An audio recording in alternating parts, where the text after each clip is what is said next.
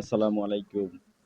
প্রিয় সহযোদ্ধা বন্ধুগণ, আপনারা ইতিমধ্যেই জানতে পেরেছেন যে আমাদের দেশনেত্রী, বাংলাদেশের আপসহীন নেত্রী, গণতন্ত্রের জননী, একমাত্র বলিষ্ঠ কণ্ঠস্বর,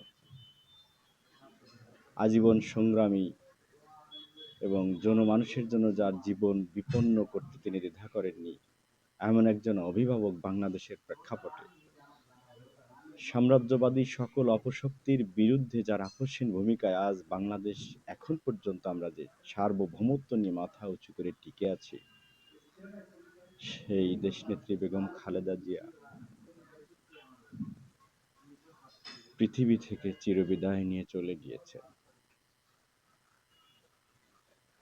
অতি দুঃখের সাথে আমরা খবরটি যখন শুনতে পেরেছি, স্বাভাবিক কারণেই সারা দেশবাসী, সমস্ত জাতীয়তাবাদী সহযোদ্ধা সবাই খুবই মর্মাহত, ব্যথিত হয়েছে এবং একটা শোকের আবহ তৈরি হয়েছে আমাদের মধ্যে।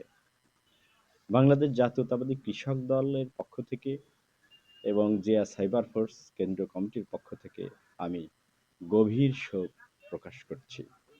একই সাথে আপনারা যারা আছেন, আমাদের সহযোদ্ধারা ঢাকায় এসছেন, খুব বেদনা বিধুর একটা মুহূর্তে অত্যন্ত শৃঙ্খলিত থাকবেন। এভার কেয়ার এলাকায় মানুষের ভিড় জমছে, একটা বিশৃঙ্খলা তৈরি হবার সম্ভাবনা রয়েছে।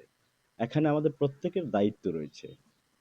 আমাদের জননী, আমাদের মাতৃতুল্য নেত্রী বিদায় নিয়েছে, আমরা কতটুকু শৃঙ্খলাবদ্ধ থাকবো সেটুকু আমাদের জানা রয়েছে নিশ্চয়ই। সেই বিষয়টা খেয়াল রাখবেন। ইতিমধ্যেই পার্টি থেকে ঘোষণা করা হয়েছে যথাসময়ে যে জানাজার বিষয়টি জানিয়ে দেওয়া হবে, তখন আমরা যথাসময়ে যথাযথ জায়গায় গিয়ে সঠিক মতো জানাজা পড়ে নিব ইনশাল্লাহ। নেত্রীর জন্য দোয়া করবেন, আল্লাহ যেন তাকে জান্নাতবাসী করেন। আল্লাহ হাফেজ।